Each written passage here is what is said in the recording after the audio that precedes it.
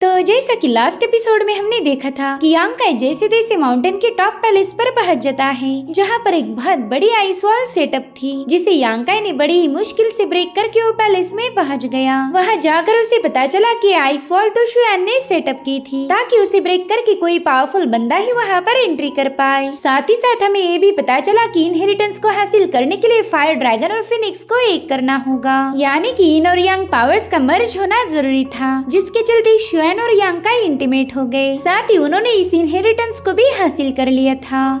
अब आगे तो इस एपिसोड की शुरुआत में हम इनहेरिटेंस केव का पैलेस देख पाते हैं, जहाँ पर शुआन ने आइस पावर का यूज करके एक मिरर बना लिया था और यांकाई ने बड़े ही प्यार से उसके बाल संवार दिए, जिसके बाद वो शुआन के बालों में हेयर पिन लगाकर उससे कहने लगा कि तुम तो हद से ज्यादा खूबसूरत हो, यकीन मानो तुम्हें देखते ही मेरे दिल की धड़कनें रुक सी जाती थी, जो सुनकर शुआन भी ब्लश करती है। जिसके बाद वो यांकाई को बताने लगी कि मैं तुमसे कुछ सालों से बड़ी हूँ, इसलिए आगे चलकर तुम्हें मेरी बातें सुननी होगी। तो यांकाई कहता है, हाँ क्यों नहीं, छोटे मैटर्स पर तुम मुझे सलाह दोगी और मैं तुम्हारी हर बात सुन लूंगा, लेकिन जब कोई बड़ा मसला होगा ना, तब तुम्हें मेरी बात सुननी पड़ेगी। यांकाई की बातों से शुआन को काफी ज्यादा हंसी आ रही थी। वो यांकाई से कहती कि तुमने अभी भी ची मोमेंट रन पर ब्रेक थ्रू किया है और यकीन मानो ये रन काफी ज्यादा स्पेशल है, मगर उतनी ही ज्यादा मिस्टीरियस भी, तो तुम्हें काफी ज्यादा केयरफुल रहना होगा। जिसके बाद शुआन अपना एक जेड पेंडेंट बाहर निकाल कर यांकाई को दिखाने लगी। वो बता रही थी कि ये पेंडेंट बचपन से ही मेरे गले में था, तो इसने मेरे ढेर सारे ट्रू एसेंस को एब्जॉर्ब किया है। जैसे जैसे साल बीतते गए ये टोकन भी उतना ही पावरफुल बनता गया, तो आज मैं ये टोकन तुम्हें गिफ्ट करना चाहती हूँ, प्लीज मेरे खातिर इसे संभाल कर रखना। और हाँ, ये हमेशा तुम्हारे गले में रहना चाहिए, क्योंकि मुश्किल वक्त में तुम्हारी एनर्जी के फ्लक्चुएशंस को सप्रेस करने में तुम्हारी मदद करेगा। तो यांकाई उसे एक्सेप्ट करते हुए शुआन से पूछता है कि क्या मैं इसे अपने प्यार की निशानी समझूं?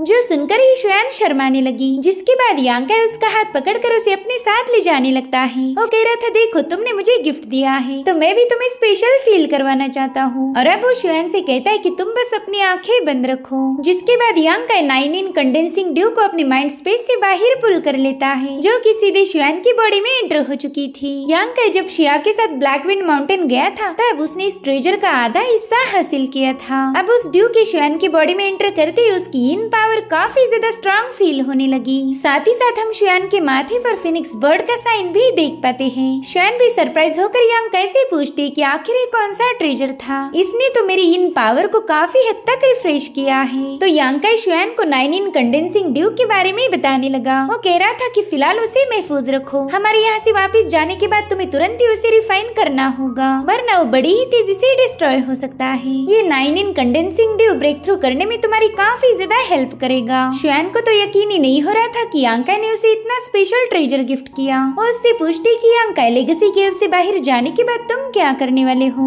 उसके सवाल से यांकाई थोड़ा सा चौंक गया था। शुआन कह रही थी कि हमने अपने फ्यूचर पाथ और रिलेशनशिप के बारे में सोचना चाहिए, लेकिन यांकाई के पास इस पर कोई जवाब नहीं था। तो शुआन कहती कि हमारे पास 2 ऑप्शन है। पहला तो ये कि हम अपने रिश्ते के बारे में सबको बता दें। तुम्हें तो पता ही होगा कि सेक्ट में मेरी पोजीशन और स्टेटस कितने हाई लेवल पर है। अगर हमने अपने रिश्ते को पब्लिक कर दिया तो हमारा सेक्ट कल्टीवेशन की जर्नी में तुम्हारी काफी ज्यादा मदद करेगा। तुम्हें ढेर सारे एलिक्सर पिल्स और टेक्निक भी दी जाएगी, ताकि तुम जल्दी से अपनी जर्नी में कामयाब हो जाओ। यांकाई सोचता है कि अगर हमने अपने रिलेशनशिप को पब्लिक कर दिया तो लोग बहुत ज्यादा बातें बनाएंगे, मेरी वजह से शुआन को उनकी ताने सुनने पड़ सकते हैं। पता नहीं उस वक्त शुआन उन लोगों को कैसे फेस करेगी। वो कहेंगे कि हमारे लिंगशाओ पवेलियन की जीनियस है, जो कि एक यूजलेस पर्सन के साथ रिश्ते में आ गई। लोग ऐसी ऐसी बातें करके उसे हर्ट कर सकते हैं। नहीं, मैं अपनी जान के साथ ऐसा नहीं होने दूंगा। मैं इसे कभी ऐसी सिचुएशन में डालूंगा ही नहीं जिससे शुआन को तकलीफ हो। वहीं पर शुआन देखते ही कि यांकाई इस बारे में काफी ज्यादा सोच रहा है, इसलिए वो यांकाई को प्यार से कहने लगी कि प्लीज तुम इतना खुद पर जोर मत डालो। मैं तो बस उस बंदे के लिए कल्टीवेशन का रास्ता आसान करना चाहती हूँ जिससे मुझे प्यार हो गया है। यांकाई कहता है, शुआन अगर हम अपने रिश्ते की बात को पब्लिक कर दे तो मुझे ढेर सारे बेनिफिट्स मिलेंगे, मगर मैं इसे कल्टीवेट नहीं करना चाहता। मैंने आज तक जो कुछ भी अचीव किया है वो किसी ने मुझ पर तरस खा के नहीं दिया था। सारे ट्रेजर, सारी कल्टीवेशन मैंने खुद कमाई है, और वो भी कड़ी मेहनत करके, और आगे भी मैं यही करना चाहूंगा। इसलिए मैं तुम पर पूरी तरह से डिपेंड नहीं रहना चाहता। जो सुनकर शुआन काफी ज्यादा खुश हो गई और समझ गई कि यांकाई एक बहुत ही ईमानदार पर्सन है। अगर उसमें जरा भी लालच होता तो शुआन के ऑफर को कभी भी नहीं ठुकराता। वो उससे कहती कि तुमने सेकंड पाथ को चूज किया है। तो यांकाई उससे वादा करता है कि वो जल्द से जल्द कल्टीवेशन की उस लेवल पर पहुंच जाएगा जहां पर पहुंचने के लिए लोगों को सालों साल लग जाते हैं। लेकिन अब शुआन के लिए उसे ये जल्दी करना होगा ताकि लोग शुआन को और ताने ना मार पाए। इधर शुआन भी उसके गले लग जाती है। वो कह रही थी कि मैं चाहती हूँ आगे चलकर तुम मुझे प्रोटेक्ट करो और मुझे ये भी पता है कि इसमें तुम्हें ज्यादा देर नहीं लगने वाली। जिसके बाद वो यांकाई से एक और बात क्लियर करना चाहती थी। वो उससे कहती कि हमने जब उस डिमोनिक बीस्ट का मुकाबला किया था तभी मैंने एक बात नोटिस की कि सीनियर शिया के दिल में तुम्हारे लिए स्पेशल फीलिंग्स है। जो सुनकर यांकाई थोड़ा सा चौंक गया। वो समझ गया था कि लड़कियां एक्सरे मशीन जैसी है, जो भी लड़कों के दिल में चल रहा वो उन्हें चुटकियों में स्कैन कर सकती। और यांकाई बिल्कुल नहीं चाहता था कि शुआन के दिल में शिया को लेकर शक पैदा हो। तो उसे बताता है कि सीनियर शिया मेरी लाइफ के सबसे इम्पोर्टेंट पर्सन है। जब मैं कमजोर था तब कई सारे स्ट्रॉन्ग डिसाइपल्स की मार खाना मेरी एक रूटीन बन गई थी। उस वक्त सीनियर शिया मेरी बेहोशी की हालत में मेरी हेल्प किया करती। उन्होंने कई दफे पावरफुल एलिक्सर्स खिलाकर मेरी जान बचाई है। मैं कभी भी उनका ये एहसान चुका नहीं सकता, इसलिए मैं हमेशा उनसे ग्रेटफुल रहूंगा। मगर तुम सीनियर शिया की बिल्कुल फिक्र मत करो। मैं वापस जाने के बाद सीनियर शिया को हमारे रिश्ते के बारे में बता दूंगा। उन्हें पता होना चाहिए कि हम दोनों ने डाउ रिलेशनशिप फॉर्म कर ली है। अभी दोनों बस एक दूसरे को एकटक देखे जा रहे थे कि तभी वहाँ की जमीन शेक होने लगती है। साथ ही साथ सभी क्लाउड्स आपस में गैदर होने लगे, जो देखकर शुआन समझ गई थी कि ये जगह अब बंद होने वाली है। तो यांकाई को बता रही थी कि इनहेरिटेंस हटने की वजह से ये लेगेसी केव अब कोलैप्स हो जाएगी। जिसके बाद वो दोनों एक दूसरे के हाथ में हाथ देते हैं और फिर वहाँ पर बहुत ही स्ट्रॉन्ग एनर्जी रिलीज होने लगी, मानो वहाँ पर पोर्टल्स ओपन हो रहे हो। इनफैक्ट लेगेसी केव में जितने भी डिसाइपल्स थे वो सभी इसी लाइटनिंग के जरिए टेलीपोर्ट होने लगे। और अब हम यांकाई को देख पाते जो कि एक अलग ही जगह पर टेलीपोर्ट हो गया था। उसे वहाँ जाते ही शुआन की याद आने लगी। वो कहता है कि शायद शुआन तो अभी तक लिंगशॉ पवेलियन में पहुँच गई होंगी। चलो मैंने भी वापस जाना चाहिए। अब यांकाई वहाँ से आगे आते ही उसे शुआन का भाई सुमो नजर आया। पहले तो सुमो यांकाई को अजीब तरीके से घुरे जा रहा था क्योंकि यांकाई के इस नए कॉस्ट्यूम में देख वो थोड़ा सा कंफ्यूज हो गया। जिसके बाद वो कहता है जीजा जी, अरे ये तो आप हो। और अब वो अपने जीजा जी के गले लगने के लिए दौड़ लगा देता है, लेकिन यांकाई ने उसके मुंह पर हाथ रख के उसके ब्रेक लगा दिए। वो यांकाई को केयरफुली ऑब्जर्व करने के बाद कह रहा था कि शायद इस ट्रिप पर तुम्हारा बहुत ज्यादा फायदा हुआ है। मेरे ख्याल से आपको ढेर सारी स्पेशल चीजें मिली होंगी। भले तो अच्छा हुआ कि अभी तक सुमो को यांकाई और शुआन का पैलेस वाला सीक्रेट पता नहीं चला। वो कह रहा था जीजा जी, ये बात तो माननी पड़ेगी कि आपकी किस्मत कमाल की है। तो यांकाई उससे पूछता है सुमो, आखिर तुम थे कहाँ पर? मुझे तो तुम इनहेरिटेंस केव में कहीं पर भी नजर नहीं आए। जो सुनते ही सुमो ने रोना शुरू कर दिया। वो कह रहा था जीजा जी, अब मैं क्या ही बताऊं, मैं तो लुट गया, मैं बर्बाद हो गया, पता नहीं मैं इतना मनहूस क्यों हूँ। जिसके बाद वो यांकाई के गले लगने चला जाता है, मगर यांकाई एक बार फिर से साइड में हट गया। गाइस यहाँ पर सुमो है इसलिए यांकाई साइड में हट गया, और अगर शुआन होती तो आप सभी को पता है यहाँ पर क्या हो जाता। सुमो से बता रहा था कि जैसे ही मैं इनहेरिटेंस केव में पहुंचा तभी मेरी मुलाकात हुई हमारे पुराने दुश्मन जुआंग से। तो यांकाई काफी ज्यादा क्यूरियस होकर उससे पूछने लगा कि बताओ क्या उस बंदे ने तुम्हें परेशान किया था? अगर उसने तुम्हें गलती से भी बुली किया ना तो मेरे हाथ से बच नहीं पाएगा।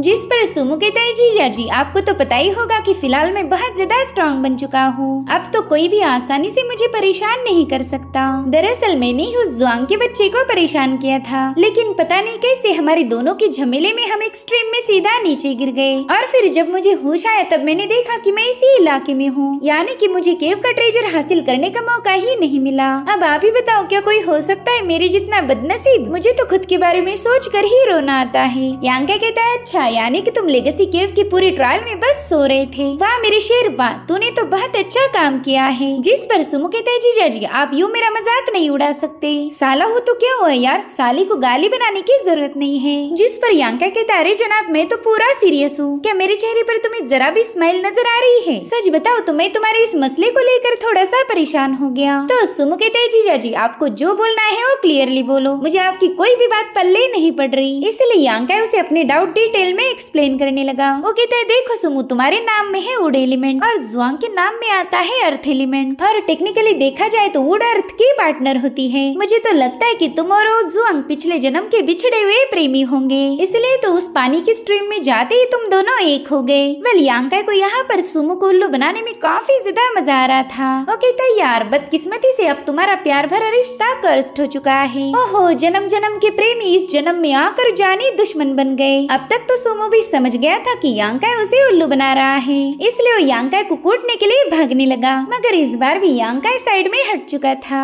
अब सीन शिफ्ट होकर हमें ब्लड बैटल गैंग दिखाई गई। गई, जहाँ पर ब्लड बैटल का लीडर सबको बता रहा था कि जितने भी लोग केव से वापिस आए हैं उन्हें उनके परफॉर्मेंस के अकॉर्डिंग रिवॉर्ड्स दिए जाएंगे। हमारी ब्लड बैटल गैंग अपने कई सारे रिसोर्सेज का यूज करके आप सभी को कल्टीवेशन में हेल्प करेगी। जो सुनकर ये सभी लोग काफी ज्यादा खुश हो गए। वहीं दूसरी तरफ फेंगुन टावर में भी एल्डर्स अपने केव से वापिस आए डिसाइपल्स की तारीफ कर रहे थे। वो कहते कि तुमने उस केव से कई सारे ट्रेजर्स हासिल किए हैं, तो तुम सभी लोगों के हार्ड वर्क के लिए तुम्हें रिवॉर्ड दिए जाएंगे। तुम लोग फेंगुन टावर की बैकबोन हो। तो आज के बाद से हमारे सेक्ट में जितनी भी पावरफुल रिसोर्सेस है वो मैं तुम सभी को अवेलेबल कर दूंगा। तुम जो चाहे वो मार्शल टेक्निक सिलेक्ट करके प्रैक्टिस कर सकते हो। जो सुनकर फेंगुन के डिसाइपल्स काफी ज्यादा खुश हो गए। साथ ही साथ फिंगर और डूशियन भी स्माइल करते हुए एक दूसरे की तरफ देखने लगे और तभी उन्हें याद आया कि ओहो हमारा तो बोलचाल बंद है। तो उन दोनों के मुंह तुरंत ही टेढ़े हो गए। वहीं पर फेंगुन टावर का लीडर कह रहा था कि केव का मेन इनहेरिटेंस पता नहीं किसे मिला होगा। जिसके बाद हमें लिंगशाओ पवेलियन का सीन दिखाया गया, जहाँ पर एक्टिंग से एक लीडर अपने डिसाइपल से कह रहा था कि तुम सभी ने इनहेरिटेंस केव में काफी अच्छा परफॉर्म किया है, मगर बदकिस्मती से हमारे कुछ लोग मारे गए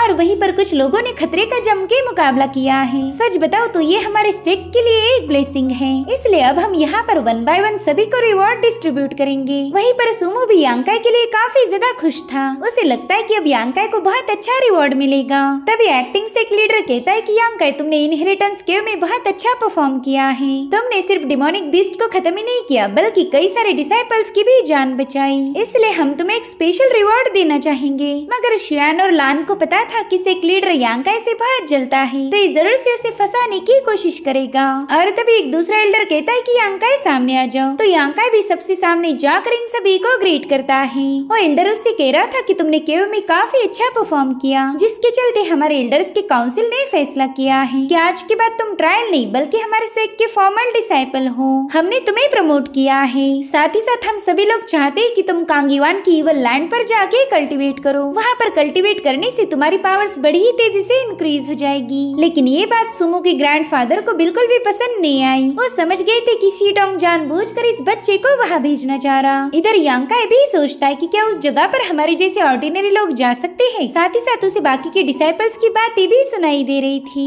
वो लोग कहते कि वो जगह तो बहुत ही ज्यादा खतरनाक है। पता नहीं एल्डर्स यांकाई को वहाँ पर क्यों भेजना चाहते। शायद इन्हें पूरा यकीन है कि यांकाई कोई ऑर्डिनरी पर्सन नहीं। श्वेन का तो पूरा मुंह ही उतर गया था। वो यांकाई को कांगयुआन में बिल्कुल भी जाने नहीं देगी। इधर शीटोंग दिल में ही खुश हो जाता है। वो कहता है यांकाई तो इतना पावरफुल नहीं है कि कांगयुआन से जिंदा वापस लौट सके। लास्ट टाइम तूने मेरे ग्रैंडसन जुआंग को जलील किया था, अब मैं उसी का बदला लूंगा। अब उस एल्डर ने भी यांग की तरफ तुरंत ही उस कांगयुआन का मैप थ्रो कर दिया। यांकाई समझ गया था कि ये लोग मुझे वहाँ भेजकर खत्म करना चाहते हैं, इसलिए यांकाई उस एल्डर के सामने ग्रेट करके उसे बताने लगा कि मैं तो आपके इस रिवॉर्ड के लायक भी नहीं हूँ। साथ ही मुझे कांगयुआन की इवल लैंड पर कल्टीवेट करने में भी कोई दिलचस्पी नहीं। मेरे ख्याल से ऐसी ग्रेट अपॉर्चुनिटी सेक्ट लीडर ने उनके ग्रैंडसन जुआंग को देनी चाहिए, क्योंकि इस बेचारे जुआंग को इनहेरिटेंस केव में कोई भी ट्रेजर हासिल नहीं हुआ। यहाँ पर यांकाई ने बड़ी चालाकी से सेक्ट लीडर का तीर उसी पर चला दिया था। वहीं पर पगला जुआन कहता है कि हाँ ग्रैंडफादर, आप उस अपॉर्चुनिटी को मुझे दीजिए। वैसे भी ये यांकाई कांगयुआन की इवल लैंड पर जाने के काबिल नहीं है। उसके ऐसी बातें सुनकर बाकी के डिसाइपल जुआंग की हंसी उड़ा रहे थे। साथ ही साथ उसके ग्रैंडफादर भी उस पर अटैक करते हुए कहने लगे कि तू तो भाड़ में जा। और इसी के साथ एपिसोड यहीं पर एंड हो जाता है। Thank you so much for watching. Bye bye, take care.